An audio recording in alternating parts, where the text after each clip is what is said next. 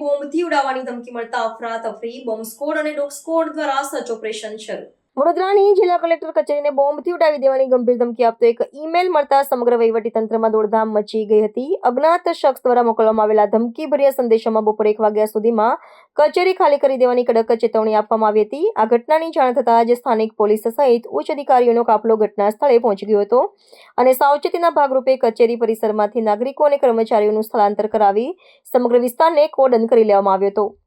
ધમકી મળતાની સાથે જ અકોટા પોલીસ મથકનો સ્ટાફ, વિશેષ કાર્યકારી જૂથ અને ગુના નિવારણ શાખાની ટીમ યુદ્ધના ધોરણે તપાસમાં જોડાઈ હતી. બોમ્બ ડિસ્પોઝલ સ્ક્વોડ અને શ્વાન દળ દ્વારા કલેક્ટર કચેરીના દરેક વિભાગ, પાર્કિંગ વિસ્તાર અને ખુલ્લી જગ્યાઓમાં ઝીણવટભર્યું ચેકિંગ હાથ ધરવામાં આવ્યું હતું. અત્યાર સુધીની તપાસમાં કોઈ શંકાસ્પદ વસ્તુ મળી આવી નથી, પરંતુ સુરક્ષાના કારણોસર તપાસ પ્રક્રિયા હજુ પણ ચાલુ છે. આ ઘટનાને પગલે વહીવટી સંકુલમાં ભય અને ઉત્તેજનાનો માહોલ જોવા મળી રહ્યો છે.